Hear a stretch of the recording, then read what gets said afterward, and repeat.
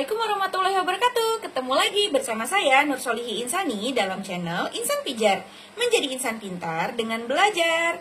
Dalam video kali ini, mari kita mempelajari tentang penyertaan dalam delik. Kita tahu bahwa delik itu merupakan arti dari tindak pidana, di mana untuk penyertaan mempunyai istilah hukum yaitu delnaming, yang artinya penyertaan. Penyertaan itu sendiri diatur di dalam Kitab Undang-Undang Hukum Pidana. Siapkan ya KUHP-nya. Untuk lebih jelasnya, penyertaan itu diatur di dalam pasal 55 dan 56 Kitab Undang-Undang Hukum Pidana. Kira-kira bagaimana sih penjelasannya? Langsung saja kita saksikan pembahasannya. Penyertaan atau istilah hukumnya kita kenal sebagai delnaming. Memiliki dasar hukum yaitu dalam pasal 55 dan 56 Kitab Undang-Undang Hukum Pidana KUHP ya. KUHP. Nah, kita buka dulu di dalam KUHP-nya pasal 55 dan 56. Oke, di sini ya, penyertaan dalam delik, dia terdapat dalam bab 5. Pasal 55 terdiri dari 2 ayat, ayat 1 dan ayat 2, di mana di dalam ayat 1 dia terdiri dari 2 angka, yaitu angka 1 dan juga angka 2. Nah, sedangkan untuk penyertaan yang kedua ada di pasal 56, di sini ya, pasal 56. Oke, nah bagaimana sih penjabarannya? Oke, kita fokus dulu di pasal 55. Pasal 55 itu dia disebut sebagai pembuat tindak pidana. Pembuat tindak pidana. Oke. Kenapa kita sebut seperti itu? Kita lihat lagi bunyi pasal 55 di sini, ya. Oke, terlihat pasal 55. Dipidana sebagai pembuat delik. Oke, udah jelas ya, pembuat delik berarti pembuat tindak pidana. Terdiri dari apa saja? Pembuat tindak pidana ini dibagi menjadi 4 ya. Yang pertama ada plegen. Kemudian ada don't plegen. Yang ketiga ada medeplegen. Dan yang terakhir ada uitlogen. Oke, jadi pembuat tindak pidana di dalam pasal 55 dia terdiri dari plegen, don't plegen, medeplegen, dan uitlogen. Sedangkan pasal 56 dia berbeda dengan pasal 55. Kalau pasal 55 disebut sebagai pembuat tindak pidana, sedangkan pasal 56 masuk ke dalam kategori pembantu. Pembantu tindak pidana. Untuk pembantu tindak pidana ini ada 2 macamnya. Yang pertama, pembantuan tindak pidana itu bisa dilakukan saat tindak pidana itu terjadi. Atau yang kedua, dapat dilakukan sebelum kejahatan atau tindak pidananya dilakukan. Oke. Bagaimana sih pembahasannya gitu kan? Oke. Sekarang kita akan bahas satu persatu penyertaan mulai dari plegen, don't plegen, medeplegen, uitlogen sampai kepada pembantuan tindak pidana. Mari kita mulai satu persatu. Kita mulai dari yang pasal 55. Pasal 55 KUHP. Apa tadi pasal 55 KUHP? Betul sekali ya, pembuat tindak pidana. Pembuat tindak pidana yang pertama diistilahkan dengan plegen ya, plegen yang dibaca plegen gitu. Untuk plegen itu sendiri diartikan sebagai melakukan atau apa? Atau yang melakukan. Sedangkan pelaku yang melakukan tindak pidana itu disebut pleger ya. sebut pelaku. Oke. Jadi dalam pasal 55 penyertaan del naming yang pertama ada plegen. Plegen adalah orang yang melakukan tindak pidana. Sedangkan untuk pelakunya diistilahkan sebagai pleger gitu. Oke, apa sih artinya pelaku ini gitu? Pelaku merupakan setiap orang yang dengan seorang diri telah memenuhi semua unsur ya, memenuhi semua unsur delik. Oke. Yang ada ya, semua unsur delik yang ditentukan dalam rumusan delik. Oke. Kalau misalnya orang ini melakukan suatu tindak pidana pencurian, nah unsur tindak pidana pencuriannya itu harus terpenuhi oleh orang tersebut. Selain itu, orang ini juga harus memenuhi unsur delik. Jadi semua unsur deliknya harus terpenuhi. Saya sudah pernah menjelaskan dalam video sebelumnya tentang unsur delik ini. Jadi harus dipahami ya. Jadi orang ini, si pleger ini harus memenuhi semua unsur delik. Itu artinya dari pelaku. Dan dia memenuhi unsur yang ditentukan dalam rumusan delik itu sendiri. Jadi dia melakukan pencurian, maka unsur daripada pencurian harus dia penuhi. Dan unsur deliknya juga harus terpenuhi. Itu yang dimaksud sebagai plegen. Setelah kita tahu apa itu plegen, kita masuk ke dalam kategori pelaku tindak pidana di dalam pasal 55 yang kedua, yaitu don plegen. Oke.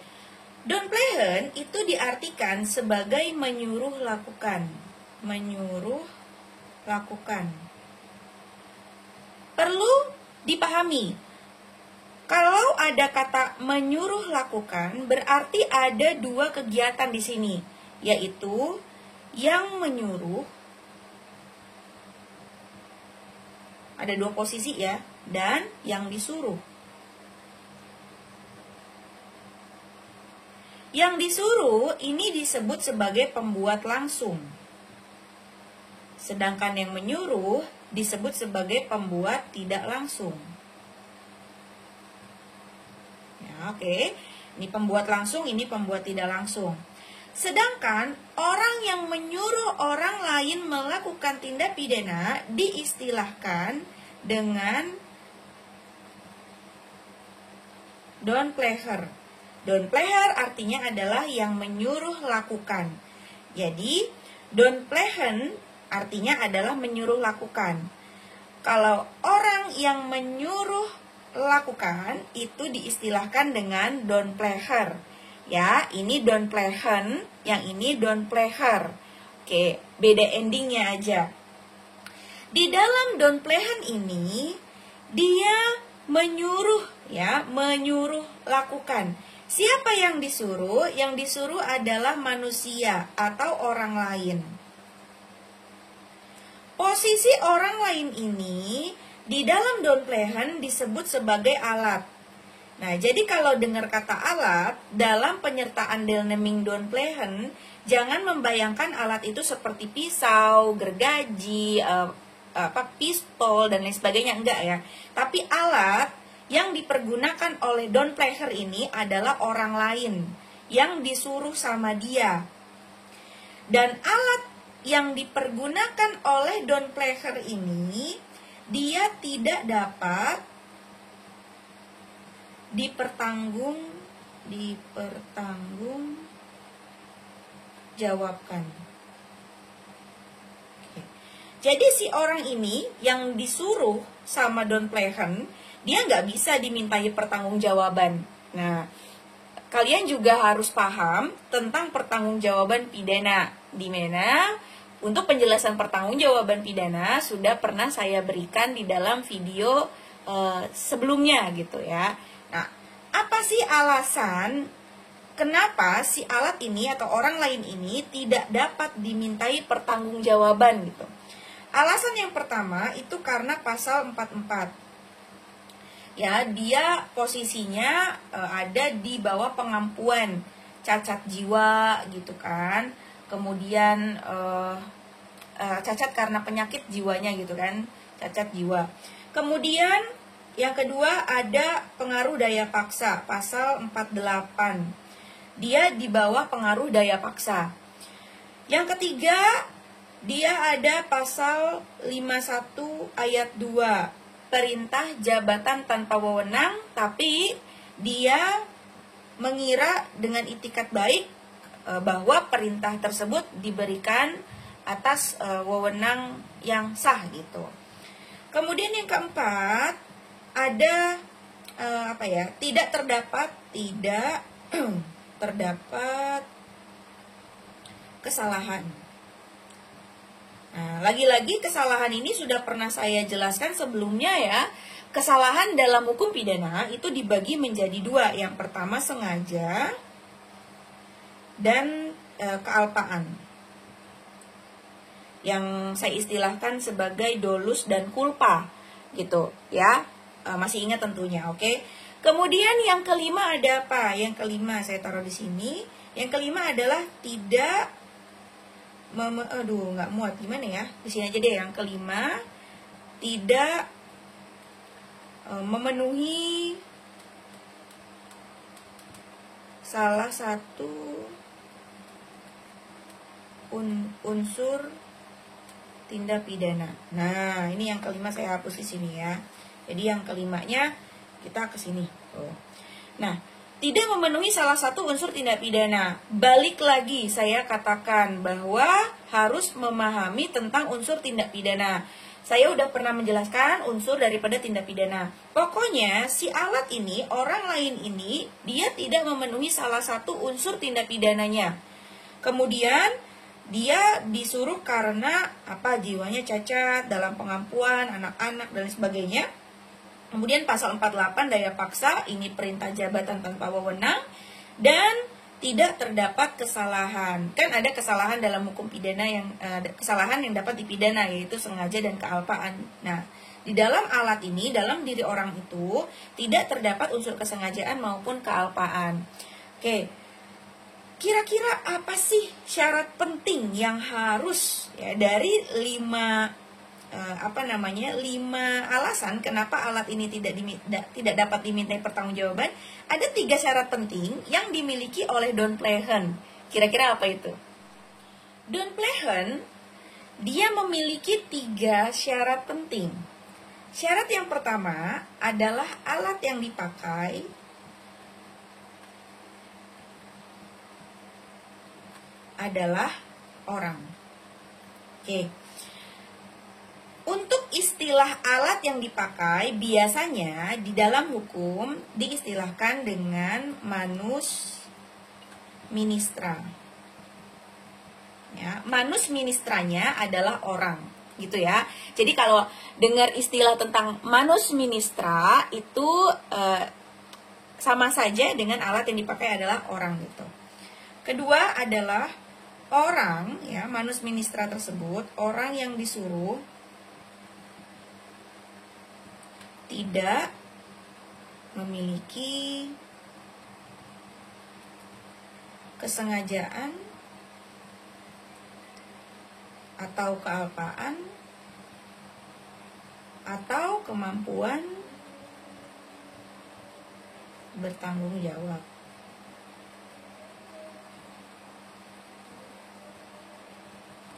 Yang ketiga, ya, yang terakhir, syarat yang terakhir adalah orang yang disuruh tadi melakukan tidak dapat dijatuhi pidana. Kalau ada yang tanya kenapa dia tidak bisa dijatuhi pidana begitu kan? Dia tidak bisa dijatuhi pidana karena 5 alasan tadi yang sebelum ini saya jelaskan. Nanti kalau misalnya lupa boleh dimundurin gitu ya, diulang. Kenapa alat yang dipakai itu manus ministranya tidak bisa dimintai pertanggungjawaban. Oke, itulah penjelasan tentang Downplehen. Sekarang mari kita masuk ke dalam penyertaan Delneming yang pasal 55 tentang pelaku tindak pidana yang ketiga, yaitu ada Medeplehen. Untuk pelaku tindak pidana yang ketiga, istilahnya adalah Medeplehen. Medeplehen itu diartikan sebagai turut serta. Turut serta melakukan. Melakukan apa? Tindak pidana. Nah, kalau ada kata-kata turut serta melakukan tindak pidana, berarti setidaknya di dalam Medeplehen paling sedikit ya harus ada 2 orang. Nah, 2 orang yang dimaksud ini, yang pertama adalah yang melakukan, atau kita sebut sebagai pleger, ya, pleger. Kemudian yang kedua adalah turut melakukan, turut serta, Medeplehen. Nah, jadi pasti ada 2 orang dong. Ada yang melakukan dan dia ikut-ikutan melakukan tindak pidana tersebut. Dan keduanya, kan ada 2 orang nih, 2 orang atau lebih gitu ya. Keduanya ini, si A dan si B, harus melakukan perbuatan atau tindak pidana. Dan mereka berdua harus terlibat aktif bersama-sama dalam suatu kerjasama pada suatu tindak pidana yang mereka lakukan. Jadi maksudnya adalah kalau misalnya plehernya ini, si A ini pleher, si A ini mau mencuri di toko perhiasan gitu. Kemudian dia ngajak si B ikut, ya, dia membuat rencana kerjasama, sepakat untuk melakukan pencurian di toko perhiasan, gitu ya. Mau mencuri di sana, ikut mencuri, ikut ngambil perhiasannya, kabur bareng-bareng sama A. Itu disebut turut serta. Yang punya ide itu adalah si A sebagai pleher. B turut serta melakukan tindak pidana. Jadi dia harus terlibat aktif dalam kerjasama itu. Dia harus ada di sana, bukan hanya duduk menunggu, tapi dia ikutan sama si A dalam melakukan perbuatan tersebut. Itu disebut Medeplehen. Nah, ada nggak unsurnya? Ada. Unsur Medeplehen itu ada 4. Nih.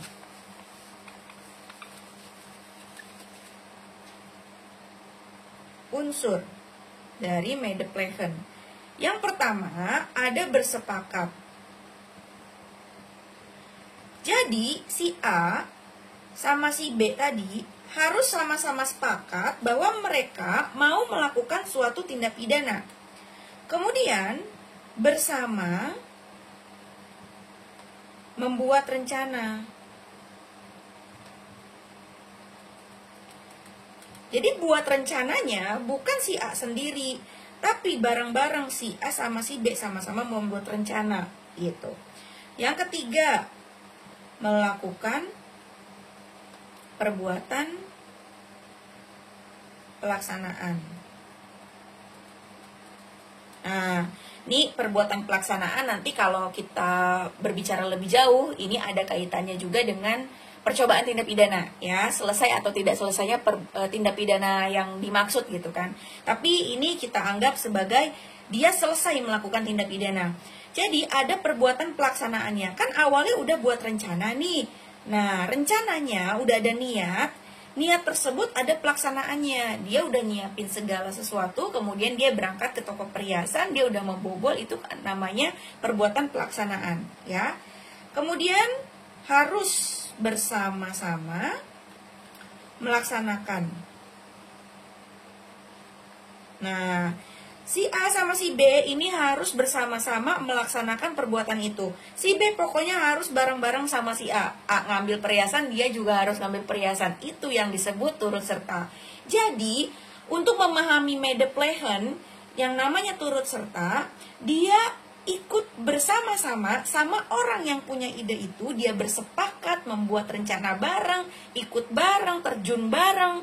Itu disebut sebagai medeplehan.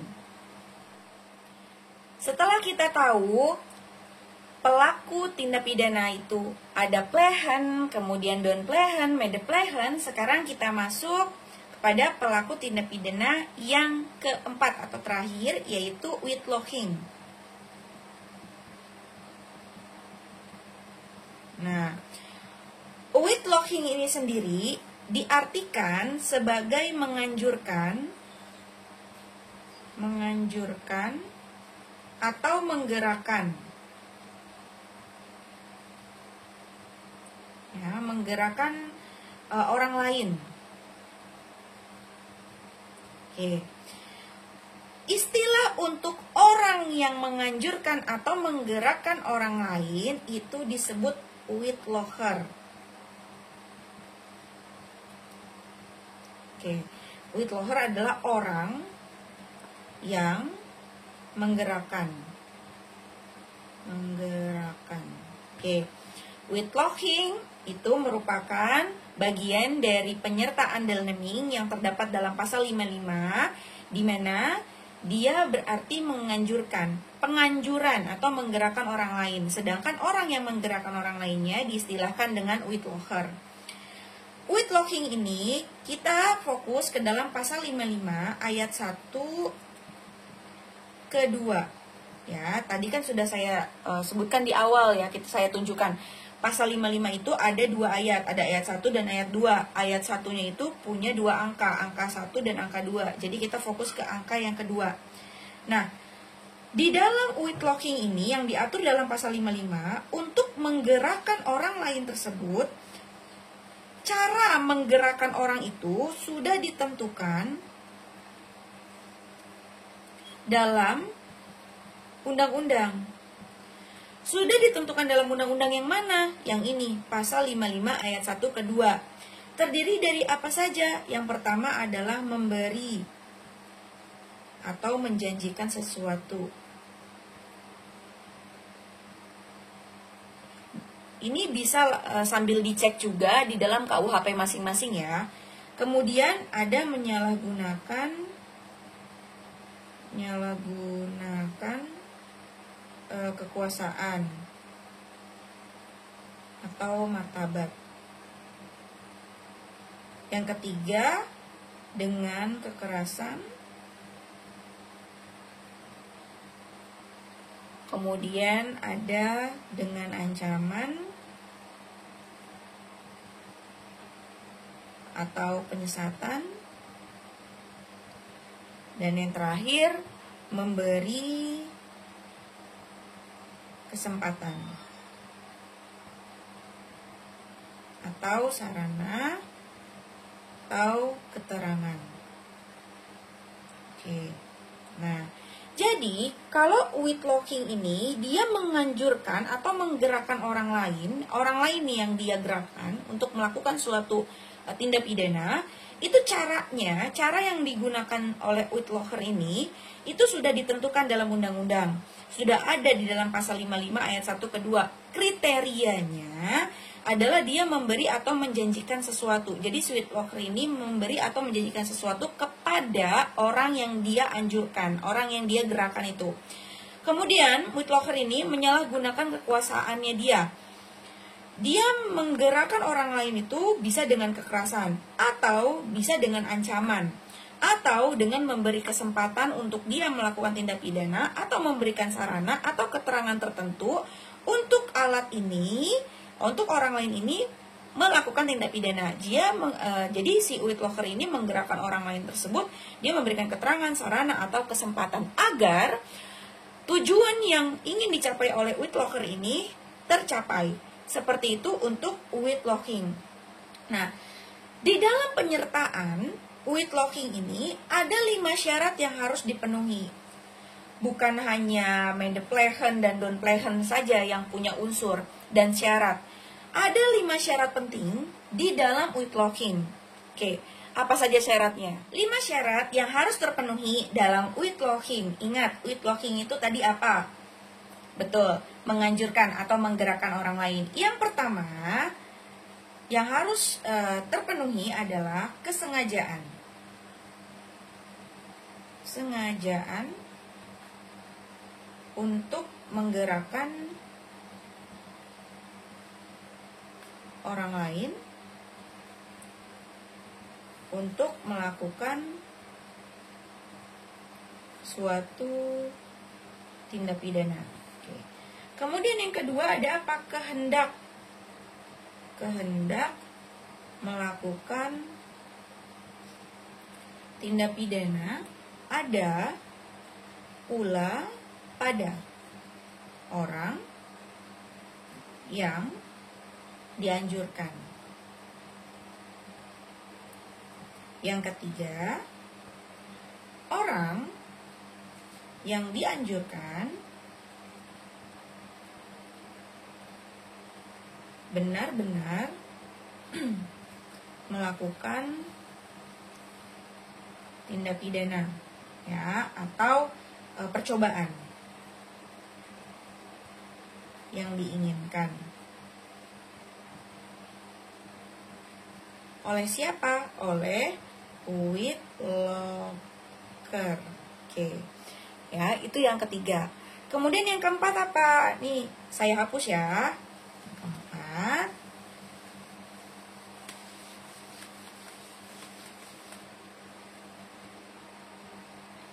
Yang keempat ada menggerakkan dengan cara yang ditentukan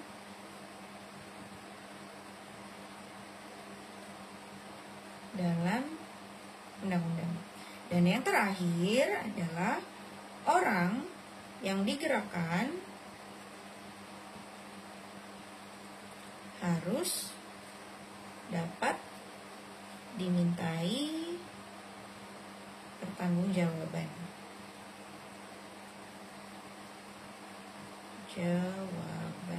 Oke. Lihat di sini ada 5 syarat penting. Yang pertama adalah kesengajaan untuk menggerakkan orang lain untuk melakukan tindak pidana. Jadi di dalam uitlooking ini, ya, di dalam uitlooking ini orang yang menyuruh orang lain melakukan tindak pidana tadi uitlookernya, dia punya kesengajaan untuk menggerakkan orang lain melakukan suatu perbuatan melawan hukum. Kemudian kehendak untuk melakukan tindak pidananya ada pula pada orang yang disuruh tadi.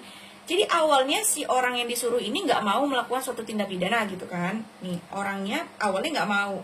Tapi karena dianjurkan sama si uitloker ini, ya apa gitu. Jadi dia punya niat jahat juga, akhirnya punya mens rea. Kemudian orang yang dianjurkan ini, dia betul-betul melakukan suatu perbuatan pidana. Nah, perbuatan pidananya entah terpenuhi atau entah tidak gitu ya. Jadinya bisa percobaan, atau memang tercapai gitu apa yang diinginkan oleh si uitloker ini. Kemudian yang keempat, menggerakkan dengan cara yang ditentukan dalam undang-undang yang tadi saya sebutkan ya, di dalam pasal 55 ayat 1 ke 2. Dan yang terakhir, orang yang digerakkan harus dapat dimintai pertanggungjawaban. Kenapa dia berbeda dengan donplehen? Tadi kalau donplehen kan orang yang disuruh itu tidak dapat dimintai pertanggungjawaban. Karena kalau di dalam uitlooking dia dapat dimintai pertanggungjawaban sebab orang yang dianjurkan, orang yang digerakkan tadi, orang yang dianjurkan digerakkan, dia mempunyai kehendak untuk melakukan tindak pidana setelah dihasut. Ibaratnya kayak ayo dong melakukan tindak pidana, akhirnya dia punya niat juga. Nah, karena niatnya muncul dari dirinya dia, gitu kan, dan dia benar-benar melakukan tindak pidana tersebut, maka dia dapat dimintai pertanggungjawaban. Oke, sekarang kita lihat apa sih bedanya donplehen sama uitloken ini. Oke, kita akan bahas perbedaan antara donplehen dengan uitloken. Oke, kita masuk sekarang perbedaan donplehen dan uitlooking ya. Kalau untuk don't plehen saya singkat D, uitlooching saya singkat U ya. Don't plehen dia orang yang disuruh tidak bisa dimintai pertanggung jawaban. Oke, itu don't plehen. Sedangkan kalau dari sisi uitlooching, orang yang disuruh tadi ini ya, yang disuruh dapat dimintai pertanggungjawaban.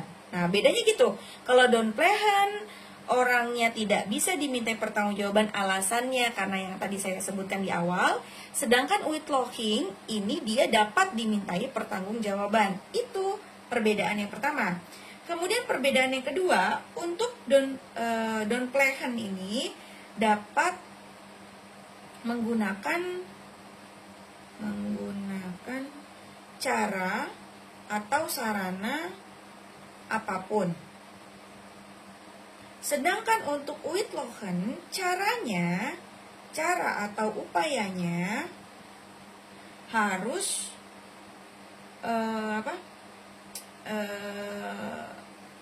ditentukan, upayanya bersifat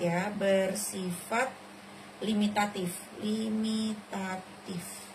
Artinya uitlooching ini cara menggerakkan orang lainnya sudah ditentukan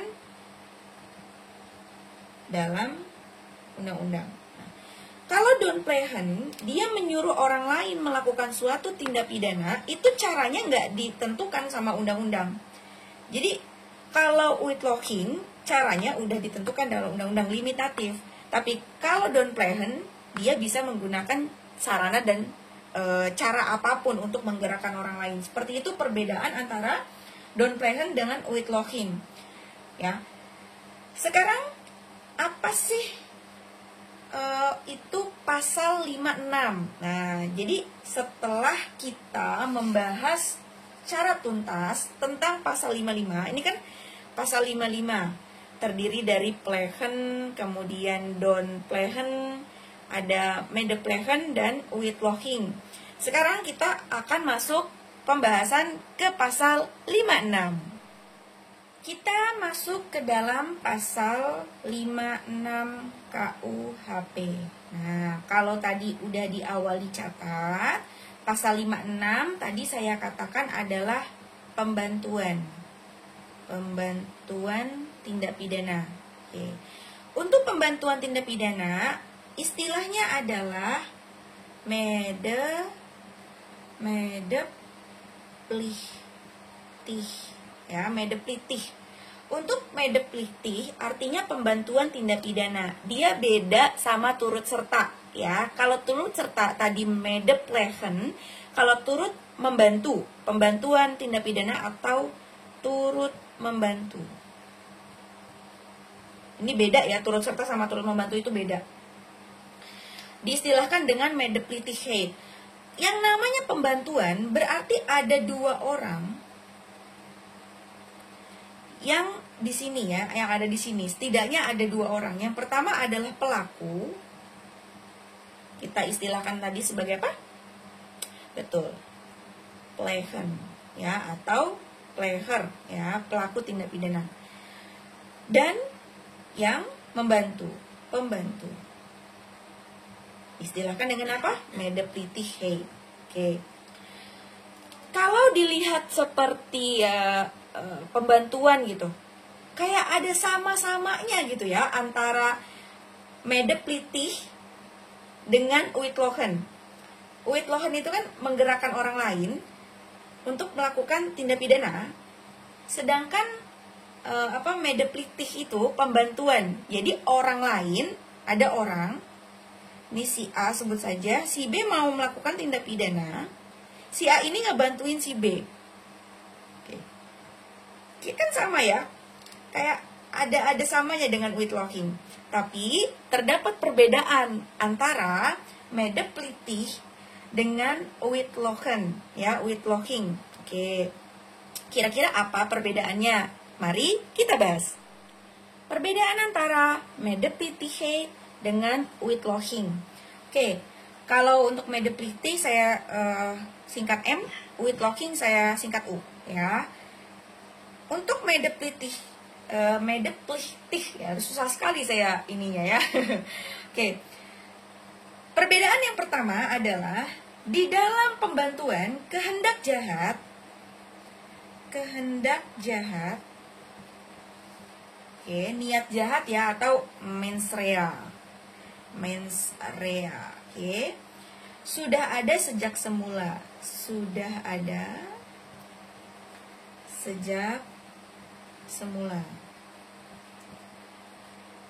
Sedangkan kalau untuk witlogging ini kan penganjuran ya, menggerakkan orang lain.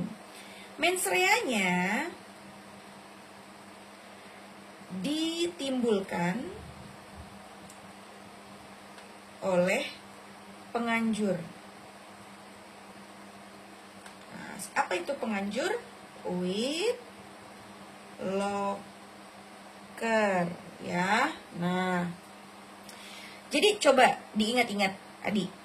Kalau medeplicity dia kan membantu orang melakukan suatu tindak pidana. Berarti dia tahu kalau ada seseorang yang mau melakukan tindak pidana dan dia ngebantuin gitu. Jadi dia kan punya niat jahat dari awal. Tapi kalau witlogging, ini ada orang nih, dia awalnya baik-baik aja, tapi sama orang ini dianjurkan untuk melakukan tindak pidana. Kepanasan lah dia, ya kan? Diberi informasi, diberi keterangan, sarana prasarana, akhirnya dia punya niat jahat atau disebut mens rea. Nah, itu witlogging. Jadi witlogging itu awalnya si orang ini nih gak punya niat melakukan tindak pidana, tapi karena dianjurkan sama yang orang ini nih, sebut saja si A, dia jadi punya niat jahat. Kalau medeplicity, dia awalnya memang udah punya niat jahat. Orang dia ngebantuin untuk orang lain melakukan tindak pidana, tentunya dia berarti tahu bahwa akan terjadi suatu tindak pidana dan dia melancarkan aksi orang tersebut untuk bisa tercapai tujuan jahatnya. Itu perbedaan yang pertama. Perbedaan yang kedua, untuk medeplicity itu sendiri, inisiatif jahat dari orang lain. Sedangkan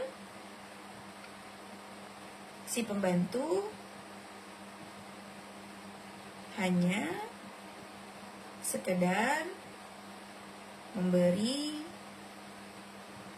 bantuan. Oke.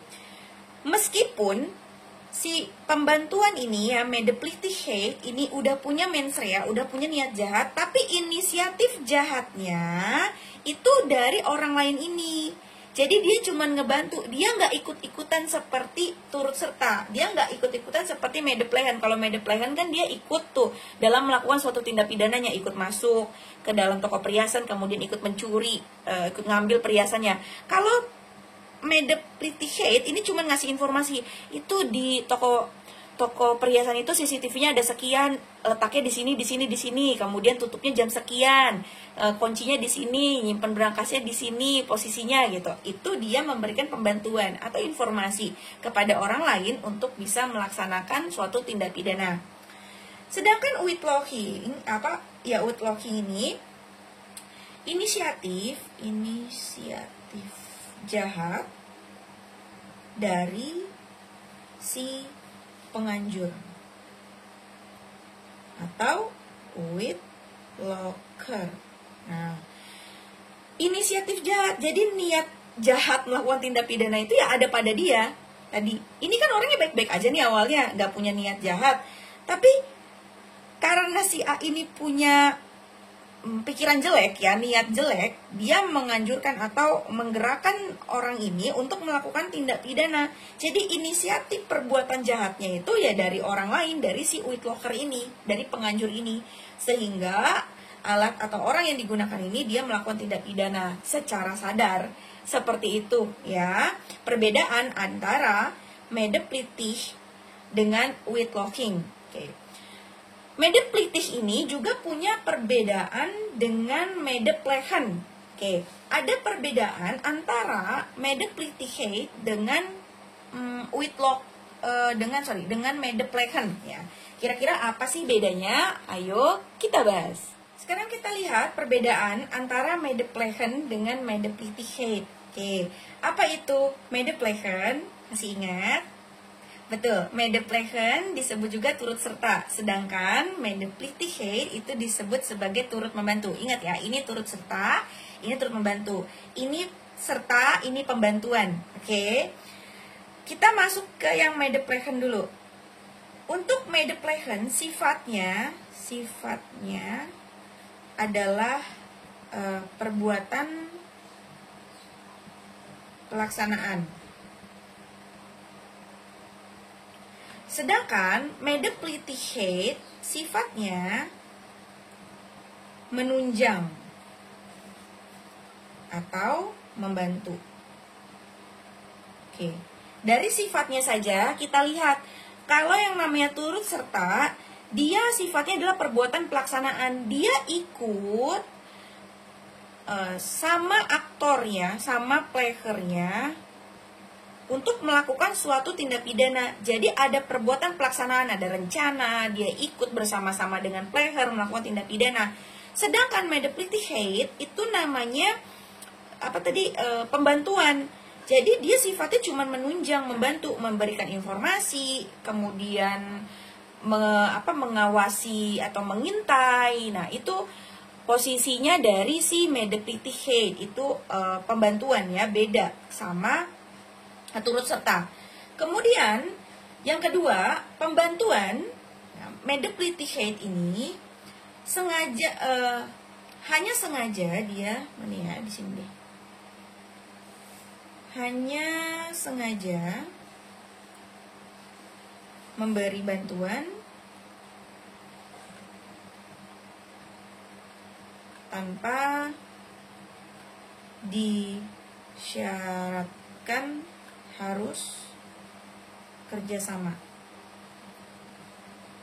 Oke, jadi si pembantuan ini yang ngasih info, ngintai dan lain sebagainya, dia cuma sekedar memberi bantuan aja, tanpa dia harus diikut sertakan dalam kerjasama melakukan suatu tindak pidana pencurian tadi yang masuk ke dalam toko dia bersama-sama.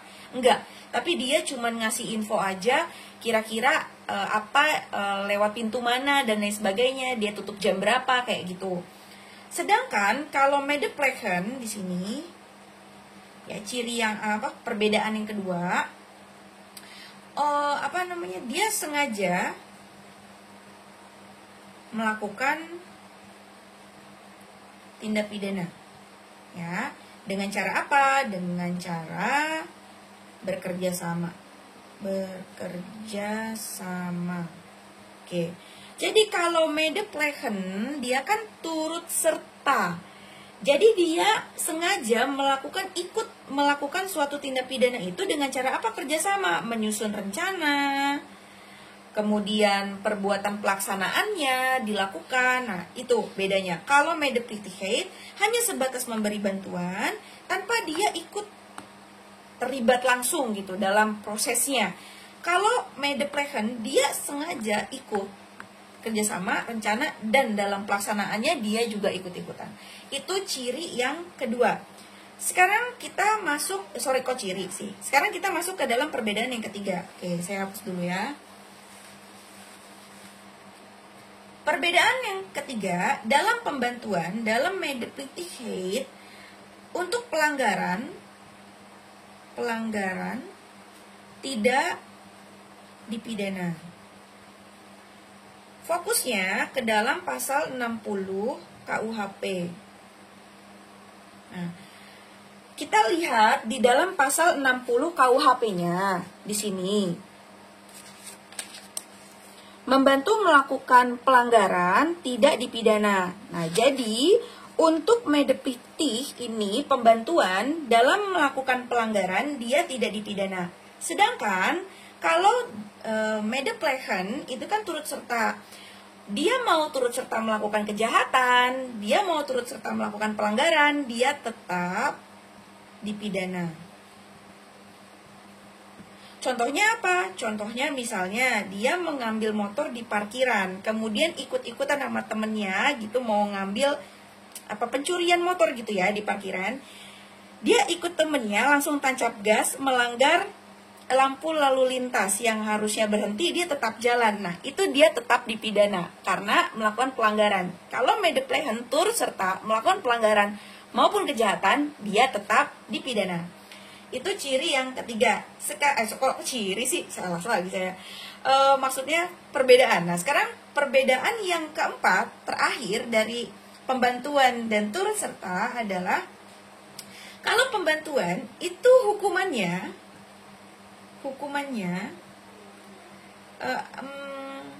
maksimal pidana dikurangi 1/3. Nah, jadi tergantung tindak pidana apa yang dilakukan oleh si plehen ini. Jadi si medeplehen yang bantuin ini, nanti hukuman maksimal pidana yang dilakukan ya, tindak pidana yang dilakukan oleh plehen itu dikurangi 1/3 gitu. Tapi kalau medeplehen hukumannya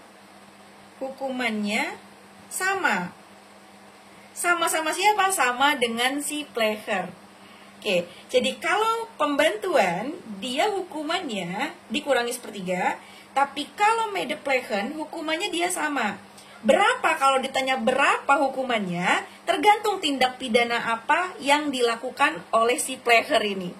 Jadi apalah tindak pidana yang sedang mereka lakukan? Ya, itu perbedaan antara medeplehen dengan medeplichtigheid.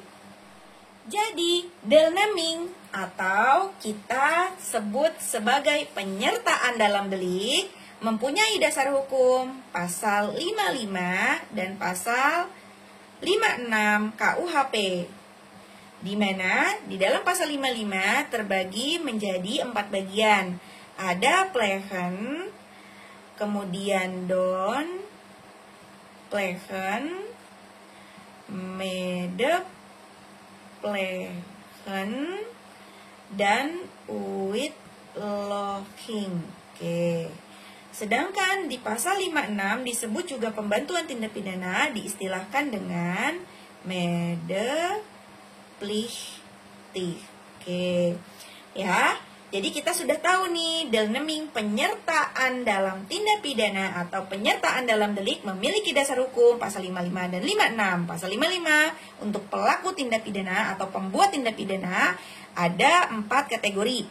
Sedangkan yang medeplichtigheid dia beda sendiri, dari segi hukumannya juga dia berbeda. Oke, terima kasih telah menyaksikan penjelasan saya mengenai deelneming atau penyertaan dalam tindak pidana. Semoga apa yang saya sampaikan bermanfaat dan dapat dipahami dengan baik. Jangan lupa untuk like, comment, share, and subscribe. Terima kasih, saya akhiri. Wabillahi taufiq wal hidayah. Wassalamualaikum warahmatullahi wabarakatuh. Dadah!